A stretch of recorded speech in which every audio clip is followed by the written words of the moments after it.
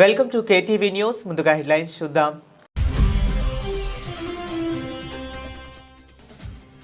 G20 వేదికగా ప్రధాని మోదీ 4 కీలక ప్రతిపాదనలు. ప్రపంచ అభివృద్ధికి కొత్త దారి.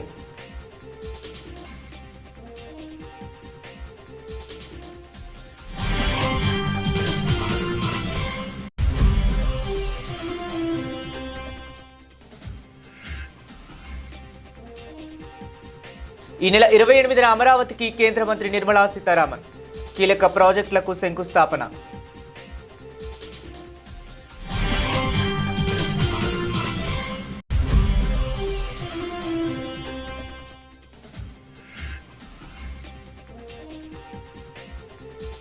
తిరుమల ప్రసాదంపై వ్యాఖ్యలు, క్షమాపణలు చెప్పిన యాంకర్ శివజ్యోతి.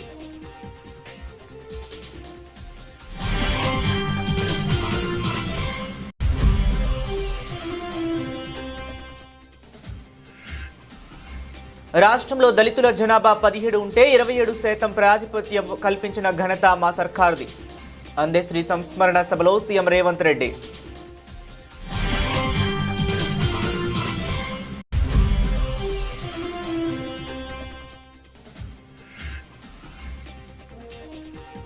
$4.95 లక్షల కోట్లు కొల్లగొట్టేందుకు కాంగ్రెస్ పెద్దల స్కెచ్. బీఆర్ఎస్ నేత మాజీ మంత్రి హరీష్ ధ్వజం.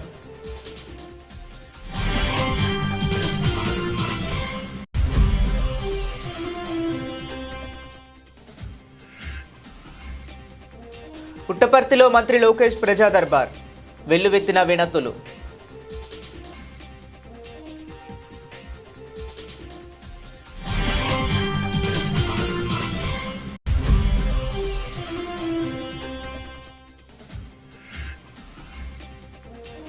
బెంగళూరులో ప్రైవేట్ ఫంక్షన్లో పక్కపక్కనే జగన్, కేటీఆర్ ఇద్దరూ కలిసి ఫంక్షన్ హాల్లోకి వస్తున్న వీడియో వైరల్.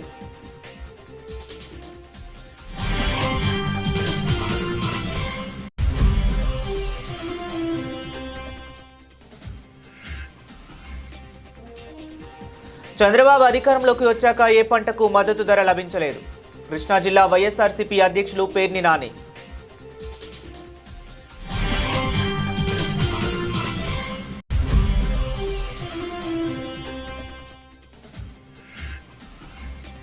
గుంటూరులో డ్రగ్స్ కలకలం. అంకిరెడ్డిపాలెం సరఫరా చేస్తున్న MDMA మత్తు పదార్థాన్ని పట్టుకున్న నల్లపాడు పోలీసులు.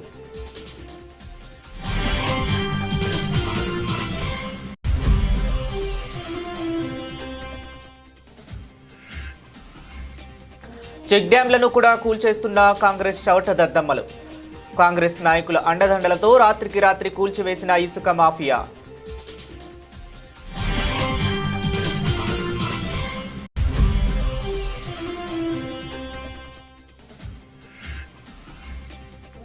కాంగ్రెస్ పార్టీ జిల్లా అధ్యక్షురాలిగా doctor Bukhya Uma. Mahabubabad MLA camp కార్యాలయంలో బాణసంచా కాల్చి సంబరాలు.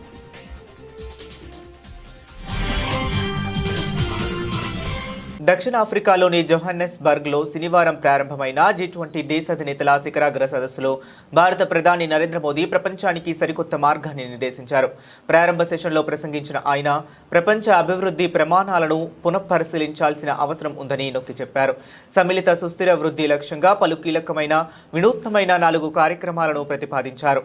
ఆఫ్రికా ఖండం తొలిసారిగా G20 సదస్సుకు ఆతిథ్యం ఇస్తున్న తరుణంలో అభివృద్ధికి కొత్త నిర్వచనం ఇవ్వడానికి ఇదే సరైన సమయమని ఆయన అభిప్రాయపడ్డారు.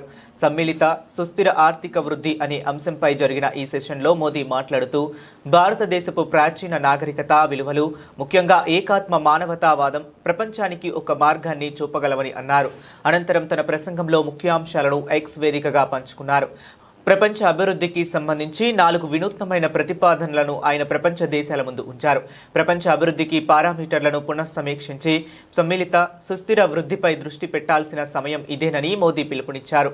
మొదటి ప్రతిపాదికన G20 ఆధ్వర్యంలో గ్లోబల్ ట్రెడిషనల్ నాలెడ్జ్ రిపాజిటరీని ఏర్పాటు చేయాలని మోదీ సూచించారు. పర్యావరణ అనుకూల సాంస్కృతిక జీవన విధానాలను పరిరక్షించే సాంప్రదాయ విజ్ఞానాన్ని భవిష్యత్తు తరాలకు అందించేందుకు ఇది ఉపయోగపడుతుందని వివరించారు.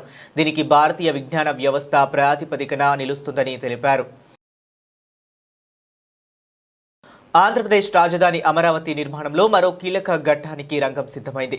రాష్ట్రంలో ఆర్థిక కార్యకలాపాలకు కేంద్ర బిందువుగా అమరావతిని తీర్చిదిద్దే లక్ష్యంలో భాగంగా ఈ నెల 28న ఒకేసారి 25 బ్యాంకుల భవన నిర్మాణాలకు భూమి పూజ జరగనుంది.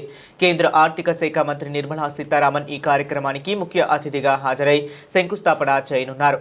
అమరావతిలో సిఆర్డీఏ ప్రధాన కార్యాలయం సమీపంలో ఈ కార్యక్రమాన్ని నిర్వహించనున్నారు.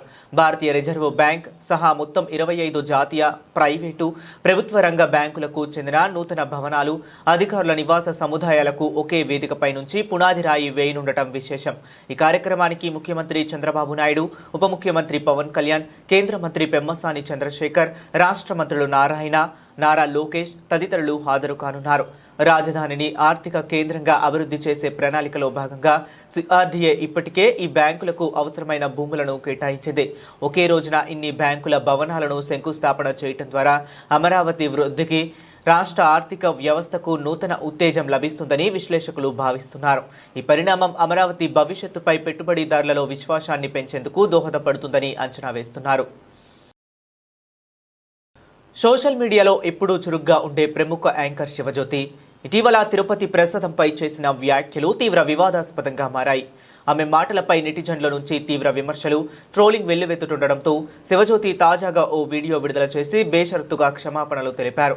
ఇటీవల తిరుమల దర్శనం ప్రసాదం గురించి శివజ్యోతి చేసిన కొన్ని వ్యాఖ్యలు సోషల్ మీడియాలో దుమారం రేపాయి. దీంతో మనోభావాలు దెబ్బతిన్నాయని పలువురు ఆగ్రహం వ్యక్తం చేశారు. ఈ నేపథ్యంలో స్పందించిన ఆమె తన తప్పును అంగీకరిస్తూ ఒక వీడియోను పంచుకున్నారు.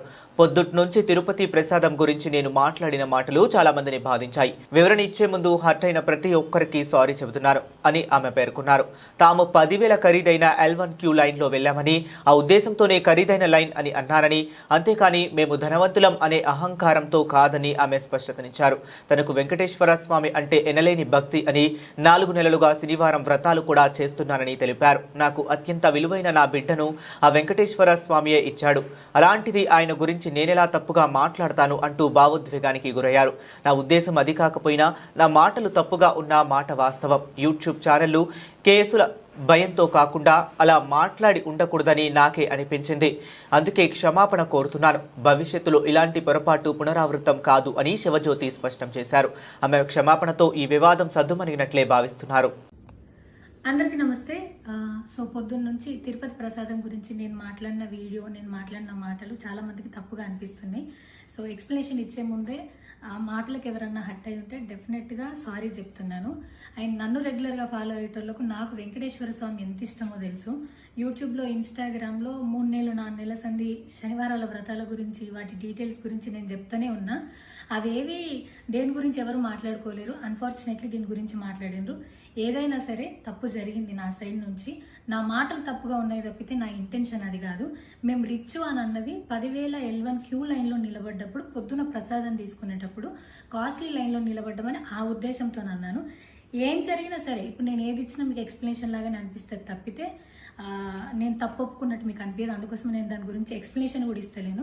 తప్పైతే నా సైడ్ నుంచి జరిగింది అండ్ నా తమ్ముడు సోను తరపు నుంచి కూడా జరిగింది. తను అవైలబుల్లో లేడు. తన తరపున, నా తరపున అందరికీ సారీ చెప్తున్నా. సో నా ఇంట్లో వెంకటేశ్వర స్వామి, నా చేతి మీద వెంకటేశ్వర స్వామి, అన్నిటికన్నా ముఖ్యంగా జీవితంలో నాకు అత్యంత విలువైంది నా బిడ్డ. నా బిడ్డను కూడా వెంకటేశ్వర స్వామి ఇచ్చిండు. నేను ఆయన గురించి తప్పుగా ఎట్లా మాట్లాడతా? అస్సలు ఆయన గురించి తప్పుగా మాట్లాడా. ఆయన గురించే కాదు, నన్ను రెగ్యులర్గా ఫాలో అయ్యేటోళ్లకు నేను అన్ని మతాల దేవులను మొక్కుతా, అందరి దేవులను మొక్కుతా. అందులో వెంకటేశ్వర స్వామి నా జీవితాన్ని మార్చిండు. ఈ రోజు నేను అనుభవించే ఏది కూడా ఆయన దయలేకపోతే కాదు. అట్లాంటిది ఆయన గురించి నేను ఎందుకు మాట్లాడతా? అయినా సరే తెలుసో తెలకో పొరపాటు మాటలైతే నా నోటి నుంచి, మా తమ్ముడు నోటి నుంచి వచ్చినాయి. దానికి డెఫినెట్గా సారీ అడుగుతున్నా. ఇదేదో యూట్యూబ్ ఛానల్ ఏమంటారు వీడియోస్ పెట్టి కేసులు పెడతా అన్నందుకు కాదు, నాకు కూడా అనిపించింది అయ్యో అట్లా మాట్లాడి ఉండకూడదని, అందుకోసం పెడుతున్నాను తప్పితే ఇంకొక ఉద్దేశం అయితే ఏమీ లేదు. నేను మళ్ళొకసారి టీటీడీ మెంబర్స్కి అండ్ నా మాటల వల్ల హర్ట్ అయిన ప్రతి ఒక్కరికి నేను నా తరపు నుంచి సారీ చెప్తున్నా. అండ్ ఇంకోసారి మళ్ళీ ఎప్పుడు రిపీట్ చేయను. సో నా సారీని యాక్సెప్ట్ చేయండి. నన్ను రెగ్యులర్గా ఫాలో అయ్యేటోళ్లకు నాకు వెంకటేశ్వర స్వామి అంటే ఎంత ఇష్టమో తెలుసు కాబట్టి వాళ్ళందరూ నన్ను నమ్ముతున్నారని కోరుకుంటున్నా. మళ్ళొకసారి ఎక్స్ప్లెనేషన్ కాదు, సారీ చెప్పినంత మాత్రాన తప్పు ఒప్పైపోతుందని కూడా కాదు. బట్ నేను చేయగలిగింది ఇది ఒక్కటే కాబట్టి మళ్ళొకసారి అందరికీ సారీ. అండ్ డెఫినెట్గా ఐ ప్రామిస్ ఇంకోసారి ఇది రిపీట్ అవ్వ. పాలకుల ఆధిపత్యం చలాయించుకున్నప్పుడల్లా తెలంగాణ గడ్డ మీద పుట్టిన కవులు కళాకారులు గొంగడి దులిపి గజ్జకట్టి గలాన్ని సవరించి పోరాటంలో దుమికి నియంతలను తరిమి కొడతారని చరిత్ర చెబుతుందని, అలాంటి స్ఫూర్తిదాయకమైన సాహితీవేత్తల్లో ఒకరు అందశ్రీ అని సీఎం రేవంత్ రెడ్డి పేర్కొన్నారు. కవి రాసే పెన్నుల మీద మన్ను గప్పితే ఆ పెన్నులు గన్నులై మొలకెత్తి గడిలను కుప్పకూలుస్తాయి అన్న నినాదాన్ని నిజం చేసిన వారు అందశ్రీ అని కొనియాడారు. కవులు కళాకారుల్లో అందశ్రీ కోహినూరు లాంటి వారిని అభినందించారు. తనకు ఆయన ఎంతో ఆప్తులని, మనసుకు దగ్గరివారని భావోద్వేగంతో చెప్పారు. మంత్రి అడ్లూరి లక్ష్మణ్ కుమార్ సారథ్యంలో శనివారం రవీంద్ర భారతిలో జరిగిన తెలంగాణ రాష్ట్ర గీత రచయిత అందశ్రీ సంస్మరణ సభకు ముఖ్య అతిథిగా సీఎం రేవంత్ రెడ్డి హాజరయ్యారు. అందశ్రీ చిత్రపటానికి నివాళులు అర్పించిన అనంతరం ఆయన మాట్లాడారు. తెలంగాణ రాష్ట్ర అవతరణకు ప్రేరణగా నిలిచిన అందశ్రీ రాసిన జయ జయ హే తెలంగాణ గీతం గత పాలకుల నిర్ణయాల వల్ల అప్పట్లో మూగబోయిందని ఆవేదన వ్యక్తం చేశారు. ఈ గీతం తెలంగాణ గుండెల్లో ప్రతిధ్వనించాలంత కాలం గద్దర్, అందశ్రీ, గోరటి వెంకన్న, జయరాత్ తదితర కవులు కళాకారుల పోరాటం వల్లే రాష్ట్రం సిద్ధించిందన్న భావన నెలకొందనే నాటి సర్కారు కుట్ర చేసిందని ఆరోపించారు. నేను ఎక్కడో చదివిన పెన్నే కదా అని మన్ను గప్పితే గన్నులై మొలకెత్తుతాయని. కవి రాసే పెన్నుల మీద మన్ను గప్పితే అవి గన్నులై మొలకెత్తుతాయి, మీ గడీలను కుప్ప కూలుస్తాయన్న నినాదాన్ని నిజాన్ని చేసిండు అందశ్రీ. 10 సంవత్సరాలు మూగబోయి ఉండొచ్చు మీ ఉద్దేశంలో, కానీ తెలంగాణ ప్రజల గుండెల్లో నిత్యం గానమై జయ జయ హే తెలంగాణ జనాలు పాడుకున్నారు. నేను చేసింది ఏమీ లేదు, తెలంగాణ ప్రజలు పాడుకున్నది. 4 కోట్ల తెలంగాణ ప్రజలు కోరుకున్న జయ జయ హే తెలంగాణను రాష్ట్రీయ గీతంగా ప్రకటించడమే కాకుండా ఈనాడు చదువుకునే ప్రతి బడిలో పాడాలి, చదువులు చెప్పే ప్రతి పుస్తకంలో రాయాలి అని ఈ ప్రభుత్వం ప్రజా ప్రభుత్వం కాబట్టి నిర్ణయం తీసుకొని ఈనాడు పాఠ్య పుస్తకాలలో మొదటి అంశంగా జయ జయ హే తెలంగాణను చేర్చడం జరిగింది. కాంగ్రెస్ ప్రభుత్వం తెచ్చింది Hyderabad industrial land transformation policy కాదు, CM Revanth Reddy policy policy అని మాజీ మంత్రి హరీష్ రావు తీవ్ర స్థాయిలో విరుచుకుపడ్డారు. ముఖ్యమంత్రి అనుముల రేవంత్ రెడ్డి కాదని అమ్మకాల రేవంత్ రెడ్డి అని ఎద్దేవా చేశారు. కుంభకోణాలకు కేరాఫ్ అయిన కాంగ్రెస్ హెచ్ఐఎల్టీపీ ముసుగులో 9,292 ఎకరాలకు పప్పు బెల్లాల్లా పంచిపెడుతున్నారని, తద్వారా దేశంలో అతిపెద్ద కుంభకోణానికి తెరలేపిందని ఆరోపించారు. శనివారం ఆయన తెలంగాణ భవన్లో విలేకరులతో మాట్లాడారు. సీఎం రేవంత్ రెడ్డి అన్నదమ్ములు, సన్నిహితులు, అనుచరులు కలిపి పారిశ్రామికవేత్తలతో కుమ్మక్కై 5 లక్షల కోట్ల విలువైన భూములను కేవలం 5,000 కోట్లకే కొల్లగెట్టేందుకు ప్రయత్నిస్తున్నారని సంచలన ఆరోపణలు చేశారు. కేసీఆర్ పాలనలో పరిశ్రమలు, దవాఖానాలు, ఐటీ పార్కులకు అనుమతిస్తున్నట్లు మీడియాలో వార్తలు వచ్చేవి. రేవంత్ రెడ్డి పాలనలో ఓఆర్ఆర్ లోపల భూముల బయట అమ్మకానికి పెట్టినట్లు వార్తలు వస్తున్నాయి. కేసీఆర్ అంటే నమ్మకం, రేవంత్ అంటే అమ్మకం అని చొరకలంటించారు.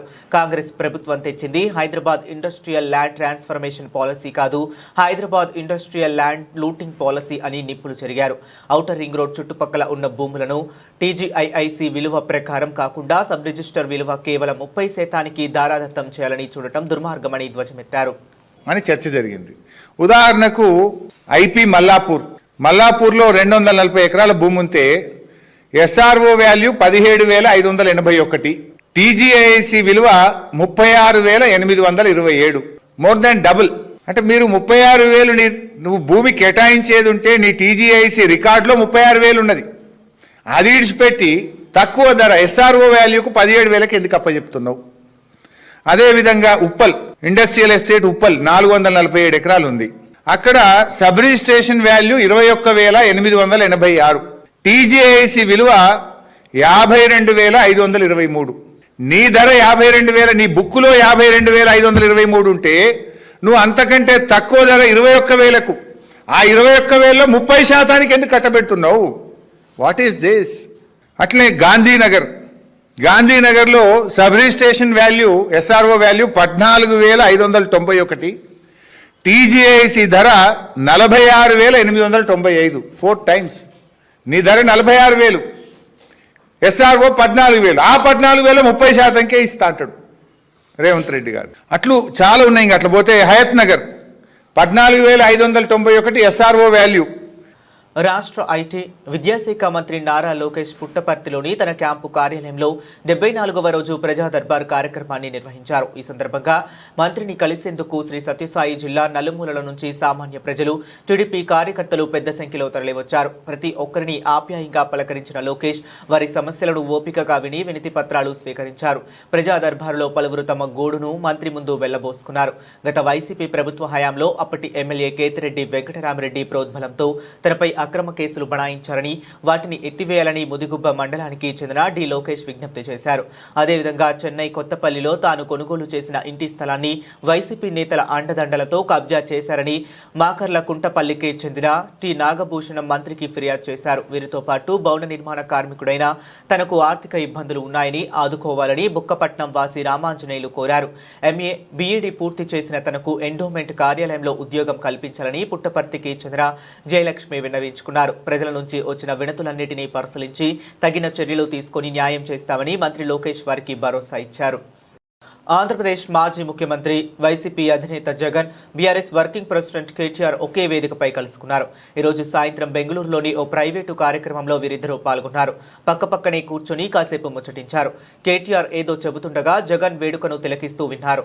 ఇందుకు సంబంధించిన ఫోటోలు, వీడియోలు సామాజిక మాధ్యమాల్లో వైరల్ అవుతున్నాయి. వారిద్దరూ కలిసి బయట నుంచి ఫంక్షన్ హాలులో వస్తున్న వీడియోలు కూడా సోషల్ మీడియాలో హల్చల్ చేస్తున్నాయి.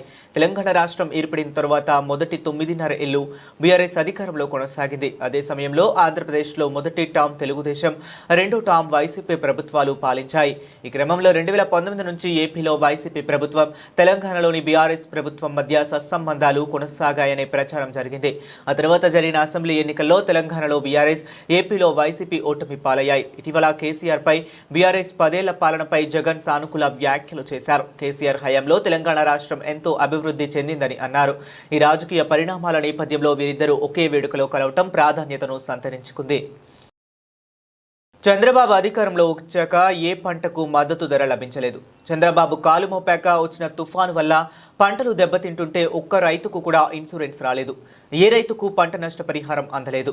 రైతులు వ్యవసాయాన్ని వదిలేసేలాగా చేసి తనకు అనుకూలమైన వ్యాపారస్తులకు భూములను దారాదత్తం చేస్తున్నాడు చంద్రబాబు అని మాజీ మంత్రి, కృష్ణా జిల్లా వైఎస్ఆర్సీపీ అధ్యక్షులు పేర్ని నాని మండిపడ్డారు. నారా చంద్రబాబు నాయుడు గారు, నువ్వు గద్దెనెక్కిన దగ్గర నుంచి ఏ పంటకి డిమాండ్ ఉంది, ఏ పంటకి రేటు ఉంది, ఒక్క పంటకన్నా రేటు ఉందా అని అడుగుతున్నాను. ఏ పంటకి రేటు ఉంది? ఎవరికి? అలో లక్షణ అంటే ఏడవటమే కదా. ధాన్యం, తుఫాన్ల మీద తుఫాన్లు. అయ్యగారి కాలు ఏదో అంటా సామెత అంటారు, కాలు పెట్టిన వేళ విశేషం, గుడ్డొచ్చిన ఏళ బిడ్డొచ్చిన ఏళ అంటారు. ఈయన వచ్చాక అయితే అతివృష్టి లేదా అనావృష్టి, ఈ రెండే జరుగుతున్నాయి కదా. ఇక్కడ కొబ్బరి అల్లాడి అలో లక్షణాన్ని అల్లాడుతున్నారా? నువ్వు చెప్పావు కదా డిమాండ్ ఆధారిత పంటలని, దీనికి డిమాండ్ ఉందా? కొబ్బరి పంట ఏడుస్తున్నారు కదా, ధాన్యం ఉడిచిన వాళ్ళు ఏడుస్తున్నారు కదా, అరటి చూడండి పశువులు మేస్తున్నాయి. ఏంటిది? అరటి అయిపోయింది. పత్తి తొక్కేస్తున్నారు, తగల పెడుతున్నారు. రైతు ఎంత ఏడుస్తాడు. ఈ నెల 24 నుంచి రైతన్నా మీకోసం అంట. నేను టెలికాన్ఫరెన్స్ పెట్టి చెప్తున్నాడు. ఏంటంటే అన్నదాతల ఇళ్లకు ప్రజాప్రతినిధులు, అధికారులు పంచసూత్రాల అమలు ద్వారా రైతులకు కలిగే మేలుపై అవగాహన అంట. కొనే దిక్కు లేదురా బాబు ఇక్కడ అని ఏడుస్తుంటే. గుంటూరులో డ్రగ్స్ కలకలం. అంకిరెడ్డిపాలెంలో సరఫరా చేస్తున్న MGMA మత్తు పదార్థాన్ని పట్టుకున్న నల్లపాడు పోలీసులు. ఎంతో చాకచక్యంగా వ్యవహరిస్తున్న యువకులను నల్లపాడు సిఐ వంశీధర్ మరియు సిబ్బంది అరెస్ట్ చేశారు. అలవాటు లేకపోయినా కేవలం డబ్బులు వస్తాయని ఆశతో అరెస్ట్ అయిన యువకులు బెంగళూరు నుంచి మత్తు పదార్థాన్ని తీసుకువచ్చి గుంటూరులో విక్రయించడం ముద్దాయి ప్రధాన లక్ష్యం. అరెస్ట్ అయిన ఇద్దరు యువకులు 25 సంవత్సరాల లోపే అవటం చెప్పుకోదగిన విషయం. యువత మత్తు పదార్థాలకు దూరంగా ఉండాలి అని, వ్యసనాలకు లోను కావద్దు అని హెచ్చరించిన DSP Bhanodaya. Good morning all print and electronic media persons ki. Yesterday, నిన్న 20/11/2025 తేదీన మధ్యాహ్నం 11:30 గంటలకి ఈగల్ టీం వాళ్ళు గ్రౌండ్ ఫీల్డ్ లో ఉన్న వాళ్ళు ఇచ్చిన ఇన్ఫర్మేషన్ ప్రకారం నల్లపాడు పోలీస్ వాళ్ళకి 11 గ్రాముల MDMA also called as ecstasy and molly drug అనే ఒక సింథటిక్ డ్రగ్ ఇద్దరు వ్యక్తుల దగ్గర నుంచి తీసుకోవడం జరిగింది. ఒకరు విశాల్ అనే వ్యక్తి ఏజ్ 23 ఇయర్స్ ఫ్రమ్ బెంగళూరు. ఇతను సంజయ్ అనే వ్యక్తి నుంచి బెంగళూరు నుంచి దీన్ని పర్చేస్ చేసి గుంటూరు వైపు వచ్చారు. ఇతన్ని పిక్ చేసుకోవడానికి వెళ్ళిన person Battula Srinivasarao, again age 24 to 25 years మధ్యలో ఉంటుంది. వీళ్ళిద్దరూ కూడా దీన్ని తీసుకొని వెళ్ళి సాగర్ ఇంకా మొయినుద్దీన్ అనే ఇద్దరు వ్యక్తులకి ఇవ్వాలనే ఉద్దేశంతో దీన్ని ట్రాన్స్పోర్టేషన్ లో తీసుకొని వెళ్ళడం జరిగింది. వీళ్ళిద్దరి పొజిషన్ లో విశాల్ ఇంకా బత్తుల శ్రీనివాస్ అనే వీళ్ళిద్దరి పొజిషన్ లో కూడా ఈ 11 గ్రామ్స్ MDMA డ్రగ్ దొరకడం జరిగింది. వీళ్ళెవరికి అమ్ముదాం అనుకుంటున్నారంటే ఫార్వర్డ్ లింకేజ్ లో సాగర్ ఇంకా మొయినుద్దీన్ అనే ఇద్దరు వ్యక్తులకి ఫార్వర్డ్ లింకేజ్ లో అమ్ముదామని అనుకున్నారు. బ్యాక్వర్డ్ లింకేజ్ లో మాకు దొరికిన పేరు ఏంటంటే సంజయ్ అనే వ్యక్తి ఫ్రమ్ బెంగళూరు. ఇంకా ముగ్గురు వ్యక్తులు ఎబ్స్కాండింగ్ లో ఉన్నారు ఈ పర్టికులర్ కేసులో. ఈ ముగ్గురిని కూడా మేము అప్రిహెండ్ చేయాల్సి ఉంది. ప్రస్తుతం అయితే ఒక్క చెక్ డ్యాం కట్టింది లేదు, ఉన్న చెక్ డ్యాంలను కూడా కూల్చేస్తున్న కాంగ్రెస్ చౌట దద్దమ్మలు. పెద్దపల్లి జిల్లా ఓదెల మండలం గుంపుల మానేరుపై ఉన్న చెక్ డ్యాంను కాంగ్రెస్ నాయకులు అండదండలతో రాత్రికి రాత్రి కూల్చివేసిన ఇసుక మాఫియా. నాడు కేసీఆర్ ప్రభుత్వ హయాంలో ముందు చూపుతో ప్రజలకు సాగు, తాగునీటి అవసరాల కోసం వందల చెక్ డ్యాంలను నిర్మించారు. తద్వారా భూగర్భ జలాలు భారీగా పెరిగాయి. దాదాపు 19 కోట్లతో నిర్మించిన ఈ చెక్ డ్యాం వల్ల 6,000 ఎకరాలకు సాగునీరు అందుతుందని గుంపుల మానేరు ఒడ్డుపై ఉన్న దేవాలయానికి రోజుకు 500 మంది భక్తులు వచ్చి పుణ్యస్నానం ఆచరిస్తారని, ఇప్పుడు ఇసుక అక్రమ రవాణా కోసం ప్రజల అవసరాలకు పనికొచ్చే చెక్ డ్యాంలను కూల్చివేశారంటూ స్థానికులు ఆగ్రహం. గుంపుల మానేరు నది పట్టిన చెక్ డ్యాంను కానీ ఎన్నో ఎకరాలకు ఉపయోగపడే చెక్ డ్యామ్ మాకెంతో గుడికి రామభద్ర గుడి కూడా వాటర్ సోర్సెస్ బాగున్నాయి. దీని కింద పొలాలు కూడా దాదాపు 6,000-7,000 ఎకరాలు కూడా రైతులు బాగుపడేది. కట్టినని దుండగులు ఈ ఇష్టం మాపి వల్లనే ఇసుక మాపి వాళ్ళే దీన్ని ఊలగొట్టినని బహుగోటంగా మేము చెప్పడం జరుగుతుంది. మహబూబాబాద్ జిల్లా కాంగ్రెస్ పార్టీ అధ్యక్షురాలిగా బుఖ్య ఉమా నియామకాన్ని హర్షిస్తూ మహబూబాబాద్ ఎమ్మెల్యే క్యాంపు కార్యాలయంలో అభిమానులు కాంగ్రెస్ పార్టీ శ్రేణులు మిఠాయిలు పంచి బాణసంచా కాల్చి సంబరాలు జరుపుకున్నారు. ఈ సందర్భంగా ఉమా మురళీ నాయక్ మాట్లాడుతూ జిల్లా కాంగ్రెస్ పార్టీ అధ్యక్షురాలిగా నియమించిన పార్టీ జాతీయ అధ్యక్షుడు మల్లికార్జున ఖర్గే, ముఖ్యమంత్రి రేవంత్ రెడ్డి, పిసిసి అధ్యక్షుడు మహేష్ కుమార్ గౌడ్, ముఖ్యమంత్రి సలహాదారు వేం నరేందర్ రెడ్డి, జిల్లా కాంగ్రెస్ పార్టీ అధ్యక్షుడు భరత్ చంద్రారెడ్డిలకు కృతజ్ఞతలు తెలిపారు. ఇంత చిన్న వయసులో పార్టీ తనపై పెద్ద బాధ్యతను పెట్టారని, జిల్లాలోని పార్టీ కార్యకర్తలందరికీ ఎల్లవేళలా అందుబాటులో ఉంటూ పార్టీ అభివృద్ధి కోసం కృషి చేస్తానని తెలిపారు. డిసిసి ప్రెసిడెంట్ ఇవ్వడం జరిగింది. ముఖ్యంగా కాంగ్రెస్ పార్టీ ఏఐసిసి అధ్యక్షులకు మల్లికార్జున్ ఖార్గే గారికి ప్రత్యేక ధన్యవాదాలు తెలియజేస్తున్నాను. ముఖ్యంగా ఎందుకంటే డిసిసి పోస్ట్ అనేది చాలా పెద్ద బాధ్యత కలిగినటువంటి పోస్టు.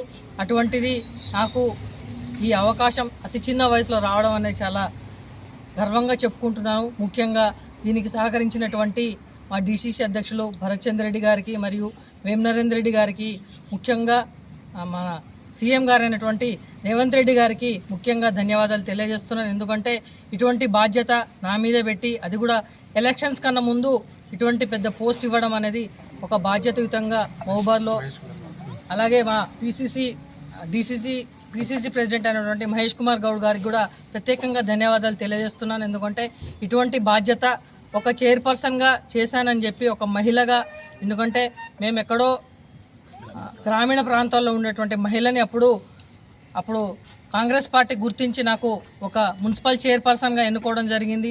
అలాగే 2014లో ఎలక్షన్స్లో కూడా నేను గెలవడం జరిగింది.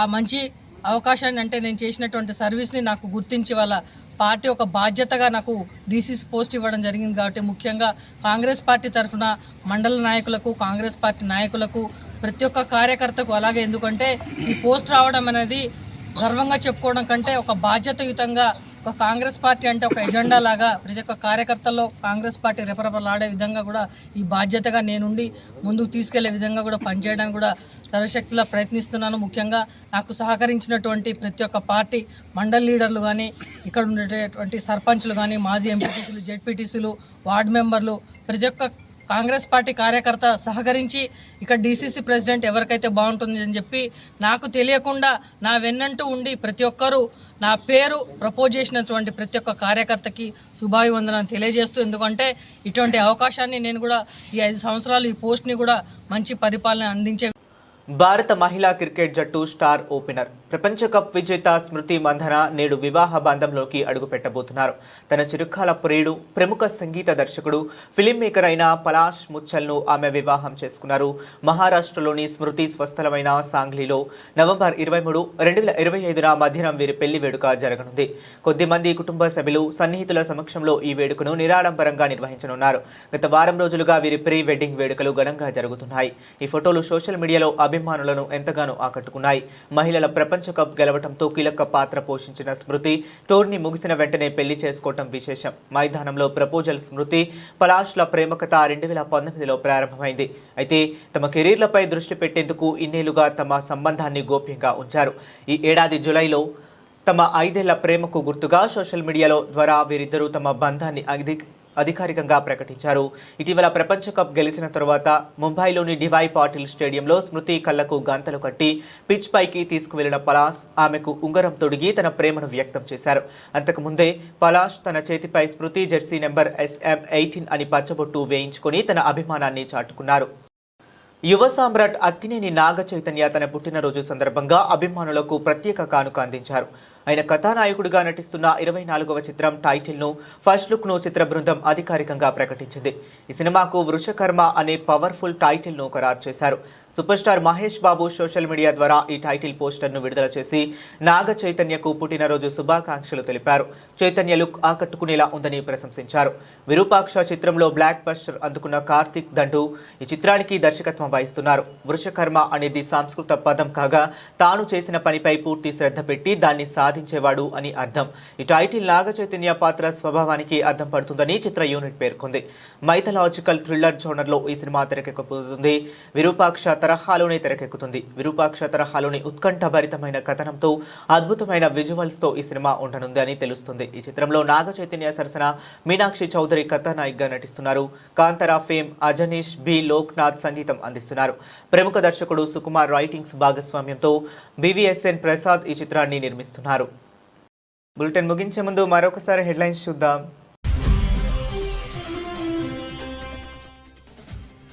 G20 వేదికగా ప్రధాని మోదీ 4 కీలక ప్రతిపాదనలు. ప్రపంచ అభివృద్ధికి కొత్త దారి.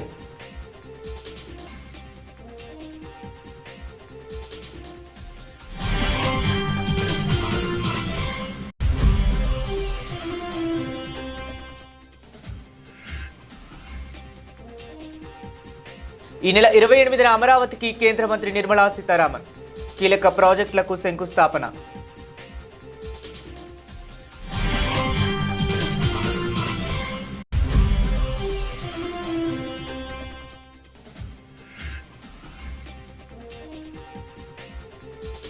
తిరుమల ప్రసాదంపై వ్యాఖ్యలు, క్షమాపణలు చెప్పిన యాంకర్ శివజ్యోతి.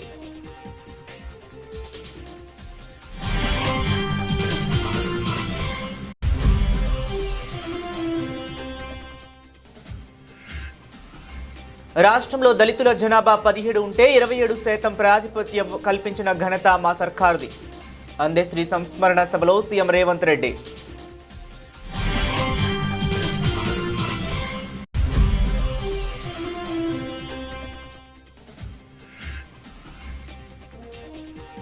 $4.95 లక్షల కోట్లు కొల్లగొట్టేందుకు కాంగ్రెస్ పెద్దల స్కెచ్. బీఆర్ఎస్ నేత మాజీ మంత్రి హరీష్ ధ్వజం.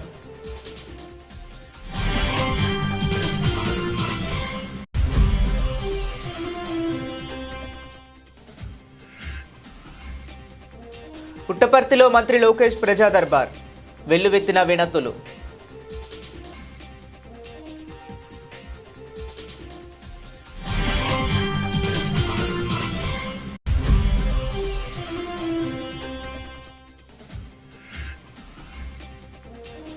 బెంగళూరులో ప్రైవేట్ ఫంక్షన్లో పక్కపక్కనే జగన్, కేటీఆర్ ఇద్దరూ కలిసి ఫంక్షన్ హాల్లోకి వస్తున్న వీడియో వైరల్.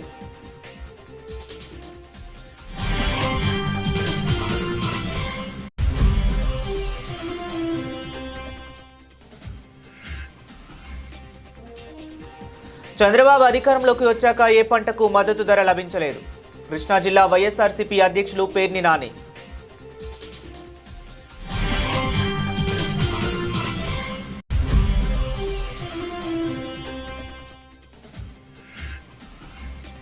గుంటూరులో డ్రగ్స్ కలకలం. అంకిరెడ్డిపాలెం సరఫరా చేస్తున్న MDMA మత్తు పదార్థాన్ని పట్టుకున్న నల్లపాడు పోలీసులు.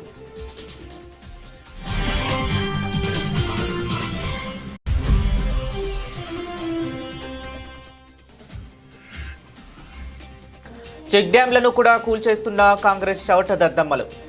కాంగ్రెస్ నాయకుల అండదండలతో రాత్రికి రాత్రి కూల్చివేసిన ఇసుక మాఫియా.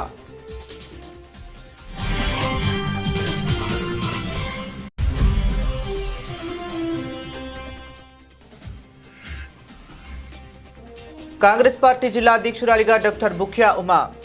మహబూబాబాద్ ఎమ్మెల్యే క్యాంపు కార్యాలయంలో బాణసంచా కాల్చి సంబరాలు.